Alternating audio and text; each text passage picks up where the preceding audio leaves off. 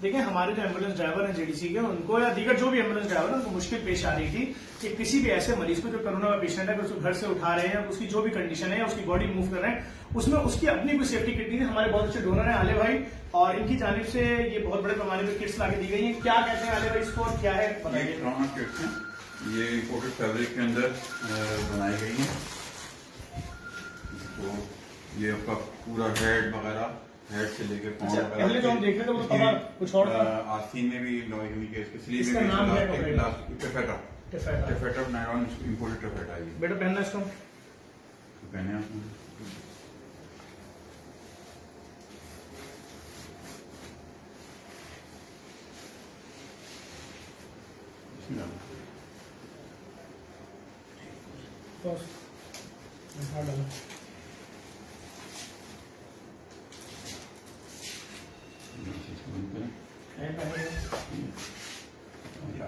ठीक है ठीक है। अच्छा देखिए भाई, मैं ये बता दूं, मुझसे अगर कोई और एम्बुलेंस ड्राइवर मांगे उनको भी दे सकता हूँ। बिल्कुल जी हाँ। देखिए कोई भी रजाकार अगर मुझसे मांगेगा हमारे इदारे से जेडीसी से, हम उनको फ्री ऑफ कॉस्ट देंगे। कितनी दफा धुल सकती है, कितनी दफा वॉश हो सकती ये है? कम से कम 10 से 15 दफा इसको धो सकते हैं मतलब हाँ, ये खराब होने वाली चीज ही सेफ रहेगा ना बंदा? सेफ रहेगा।